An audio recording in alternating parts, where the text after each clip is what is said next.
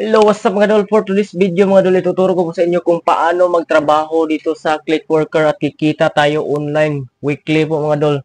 $10 a week yung kinikita ko dito mga dol. But before that mga dol, don't forget to like and subscribe to my channel para updated kayo sa bagong upload ko mga dol. At I hope na tulungan niyo ako mga dol sa aking channel mga dol para magbigay ba ako ng tips at mga tutorial sa inyo mga dol. Mag-start na tayo mga dol. So dito mga dol, dito tayo sa browser. So mag-search tayo ng Clickworker. So Clickworker, tapos mag-login tayo ng Clickworker. Ito yung website nila. So mag-login tayo dito. So ito po yung dashboard. Dashboard nila. So ito may choices po dito sa baba, may customer login at saka Clickworker login. So dito po tayo sa Clickworker login. Mag-login. So mayroon na po akong account dito kaya mag-login tayo nga. So click login. So dito mga dol, mag-login muna ako mga dol. I-login niyo yung login name niyo mga dol, email at saka password. Ito mga dol. Login mga dol. So mayroon po silang mga dol na please confirm your login using the Clickworker app. So punta tayo sa ating mobile phone mga dol. So i-confirm natin itong login nito sa laptop. Kapag na-confirm natin ito mga dol, ito po yung sa notification nila, login request. So automatic yan maglo-load mga dol. So yan, nag-load na.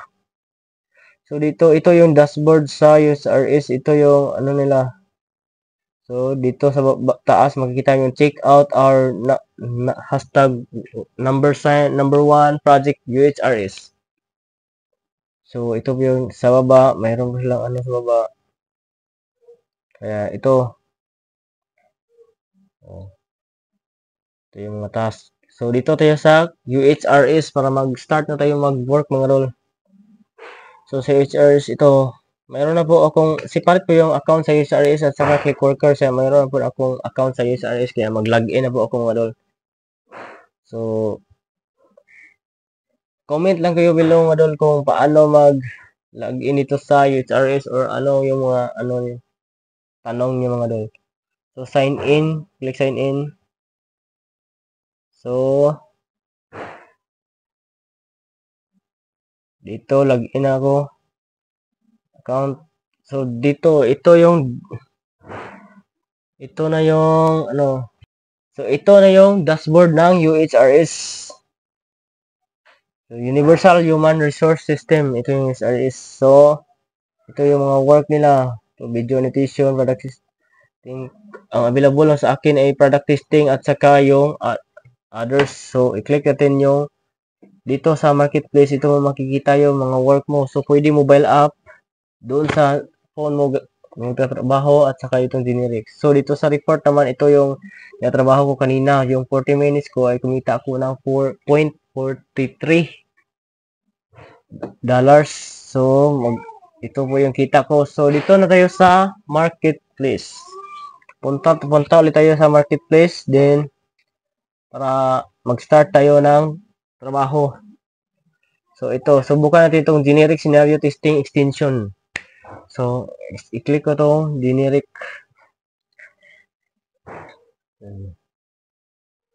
So, ito na.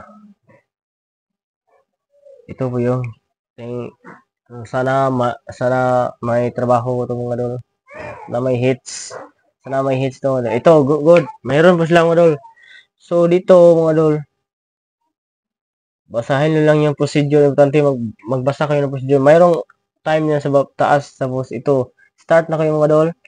Ito sa UHRS. So, dito mga dol. Ito na. So, ito na mga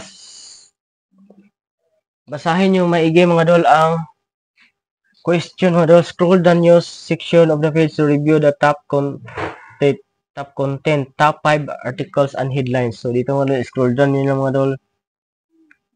Kung ano nyo mga dol, may tanong sa baba, did everything work as expected? So, i-check yes ninyo mga dol. I-click nyo yung yes kung mayroon mga dol. Tapos, capture a screenshot. So, kailangan talaga nila ng screenshot.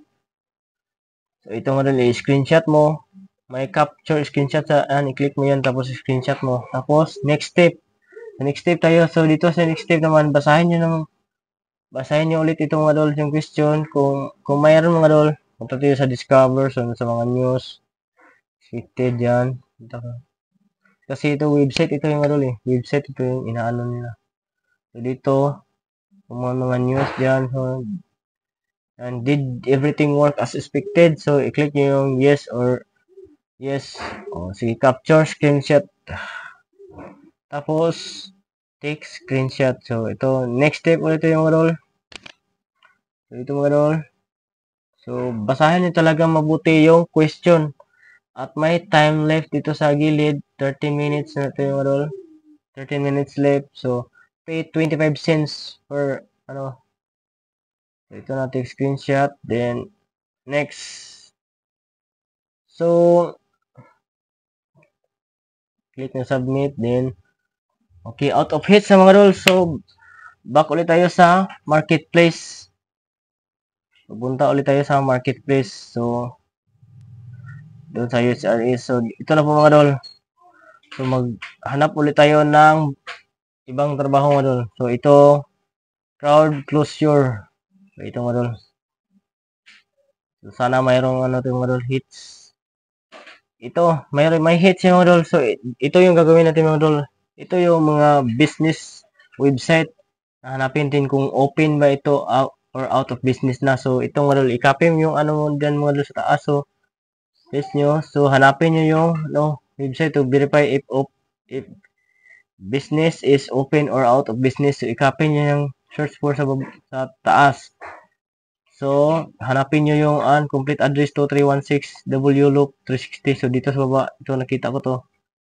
David Bridal. So, ito na mga dol. So, good. Open. May doon sa gilid na open. So, back ulit tayo sa HRS. So, to verified open. I-click yung dot na verified open. So, search URL evidence. So, i-copy nyo yung link sa taas na sinerge nyo. So, i-paste nyo dito. Then, submit. Yan mga dol. So, ito na lang sa sunod. Van Gogh. So, i-copy nyo yung sa taas. Search for. Then, doon, i-paste nyo. Then, enter.